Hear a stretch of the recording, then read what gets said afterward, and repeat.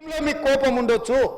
నిన్న మొన్న సోషల్ మీడియాలో భూ భారతి మీరు ధరణి పేరు మీద వేల లక్షల ఎకరాలు కొల్లగొట్టినందుకు, ప్రక్షాళన చేసి భూ భారతి తెచ్చినందుకు, పేదల భూములు పేదలకు ఇవ్వాలన్నందుకు నా మీద కోపం ఉంటుంది. దేనికి నా మీద కోపం ఉంటుంది అధ్యక్ష?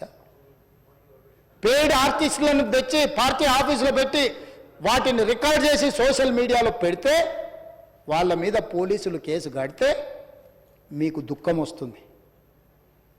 అసలు ఈ భాష ఆ సోషల్ మీడియాలో పెట్టినట్టు ఒక్కసారి చూడండి అధ్యక్ష.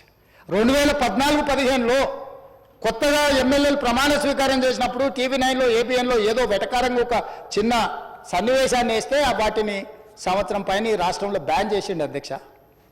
రవి ప్రకాశం జైల్లో పెట్టాను, కృష్ణ మాదిగని జైల్లో పెట్టాను, చాలామంది జర్నలిస్టులు. ఇవాళ జైలుకు పోయిన అమ్మాయి కూడా SC/ST కేసులు ఆ రోజు ఎస్సీలను అవమానించింది, జైలుకు పోయి వచ్చిన అమ్మాయి. ఎవరు జర్నలిస్ట్ అని నేను అడగదలుచుకున్న అధ్యక్ష, జర్నలిస్టులని ఈ వేదిక మీద నుంచి INPR లేకపోతే DAVP ఆమోదించిన పత్రికలు, ప్రసార సాధనాలు, వాళ్ళు ఇచ్చే ID కార్డులు ఉన్నోళ్ళు జర్నలిస్టులా? ఎవడు పడితే వాడు ఏదో ఒక ట్యూబ్ పెట్టుకొని మమ్మల్ని రాజ్యంగా అధ్యక్ష.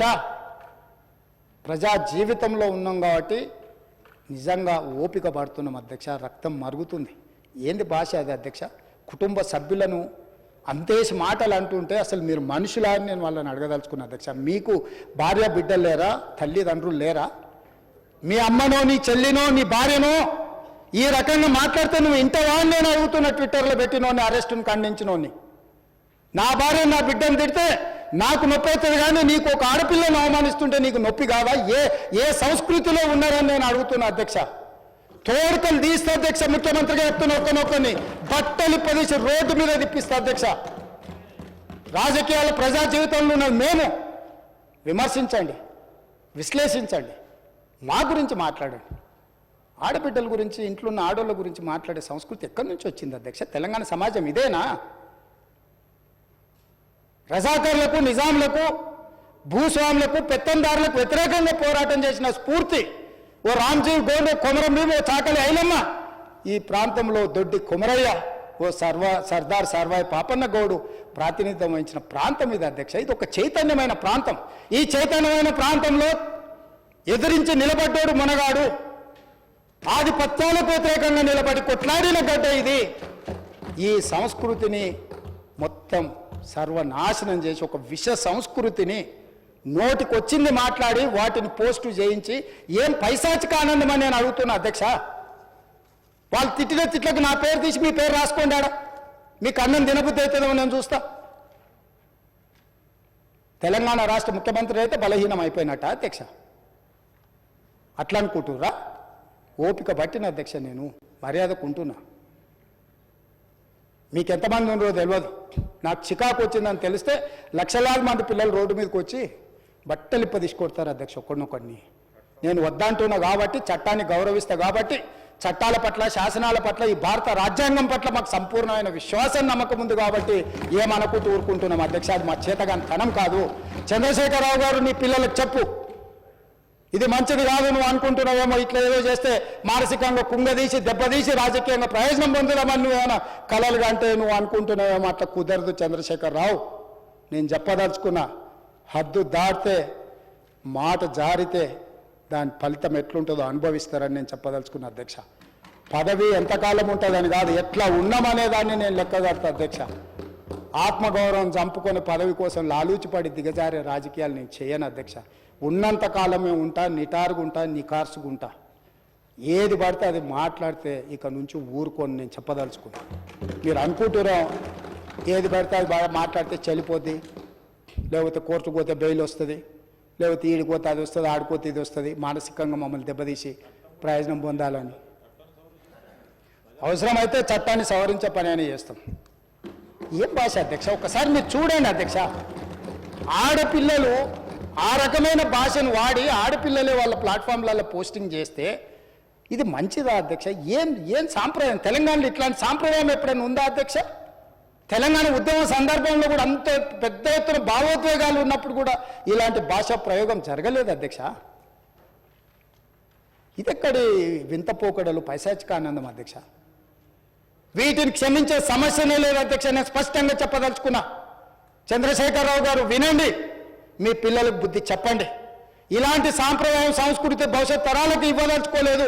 దీన్ని ఇక్కడనే పాతరేయదలుచుకున్నా. ఉప్పు పాతరేస్తే ఇట్లాంటి సంస్కృతిని మీరు ప్రోత్సహిస్తే ఎవరిని వదలను. ప్రజాస్వామ్యయుతంగా ప్రతిపక్షంగా మీరు మాట్లాడండి, చెప్పండి, విమర్శించండి. దాన్ని సరిదిద్దుకోవడానికి మా ప్రభుత్వం సిద్ధంగా ఉంది. గౌరవిస్తాం. భారతీయ జనతా పార్టీ కూడా మా ప్రతిపక్ష పార్టీ. వాళ్ళ కేంద్రంలో అధికారంలో ఉండరు. ఆ అధికారాన్ని మన రాష్ట్రానికి ఉపయోగించేదానికి చేస్తున్నాం. అందుకే అధ్యక్ష, తమరు కూడా అక్కడి నుంచి ఆదేశాలు ఇవ్వండి. దీని మీద చర్చ జరగాలి. మీడియా మిత్రులకు కూడా నేను అడుగుతున్నా, మీ సంఘాలు ఏవైతున్నాయో సంఘాల నాయకులను కూడా అడుగుతున్నా, ఎవరో జర్నలిస్టులు లిస్ట్ ఇవ్వండి. జర్నలిస్ట్ అనే పదానికి డెఫినేషన్ ఏందో ఇవ్వండి, ఆ లిస్ట్ ఇవ్వండి. ఆ లిస్టులో ఉన్నోళ్ళు ఇట్లా తప్పు చేస్తే ఏం శిక్షిస్తారో మీరు నిర్ణయించండి. ఆ లిస్టులో లేనోడు జర్నలిస్ట్ కాడు. జర్నలిస్ట్ కానోడిని క్రిమినల్ కిందనే చూస్తాము. ఆ క్రిమినల్స్ని ఎట్లా జవాబు చెప్పాలనో గట్లనే చెప్తాం. ముసుగేసుకొని వస్తే ముసుగు ఊడవికి బట్టలు గుడ్డలు ఊడదీసి కొడతా అని చెప్తున్నా. నేను తమాషా చేయొద్దు. నేను కూడా మనిషిని, నాకు చీమునెత్తురు ఉంది. అన్నిటికీ బరాయించుకుంటా, తప్పులని అన్నిటిని మోసుకుంటే ఏదో కుర్చీలు ఉన్నా కాబట్టి ఊరుకుంటా అనేమన్నా ఏషాలు వేయదలుచుకోరాం. అన్ని చట్టపరంగానే చేస్తా. చట్టాన్ని పరిధి నేను దాటను. ప్రతిదానికి శిక్ష, ఒక విధానం ఉంది. ఏది కూడా పరిధి దాటను. ఎందుకంటే నేను ముఖ్యమంత్రిని. చట్ట పరిధిలోనే అన్ని శిక్షలు ఉంటాయి. జర్నలిస్టులకు కూడా నా సూచన, ఎవరు జర్నలిస్ట్ వాళ్ళ గుర్తింపు కార్డు ఏందో మీరు నిర్ణయించండి. అది ఏదో ఏ లైన్ మీరు చెప్తారో చెప్పండి. వాళ్ళని మినహాయిస్తాము, మిగతా వాళ్ళు మాట్లాడేదాన్ని విశ్లేషిస్తాము. వాళ్ళందరి గురించి చర్చ చేద్దాం. అవసరం అనుకుంటే తమరు అనుమతిస్తే నాకు ఒక రోజు దాని మీద చర్చ పెట్టాలని ఉంది సభలో అధ్యక్ష. సభా నాయకుడిగా నా రిక్వెస్ట్ మీకు ఒకటే, ఈ విశృంఖలత్వాన్ని ఆపాలి. ఎక్కడో ఒక దగ్గర దీనికి పరిష్కారం చూపించాలి అధ్యక్ష. పరిష్కారం చూపించకపోతే భవిష్యత్తులో ఈ తెలంగాణ సమాజానికి ఇది ఒక చీడపురుగులాగా ఈ వ్యవస్థను దెబ్బతీసే పరిస్థితి వస్తుంది. దానికోసం చట్టసభలు, కరెక్ట్ శ్రీధర్ బాబు గారు చెప్పినట్టు, దీనికి చట్టసభలే ఉన్నదే చట్టాలు చేయడానికి. దానికి చట్టం చేద్దాం.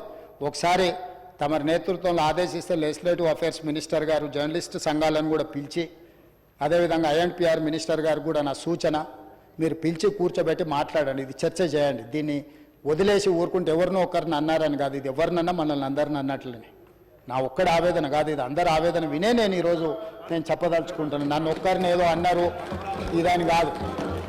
ఇది మాత్రం మాత్రం మంచిది కాదు. మీరు చర్చ పెట్టండి. దీని మీద చర్చ జరగాలి.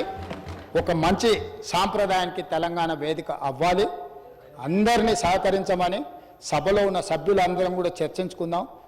స్వీయ నియంత్రణతో పాటు రాజ్యాంగపరమైన నియంత్రణ కూడా అవసరమే. ఎవరైనా పరిధి దాటినప్పుడు ఏ రకంగా శిక్షించాలనో దానికి అవసరమైన చట్టాన్ని చేయడానికి కూడా తమరిని అనుమతి ఇవ్వాల్సిందిగా కోరుకుంటూ తమరి దగ్గర సెలవు తీసుకుంటున్నా అధ్యక్ష.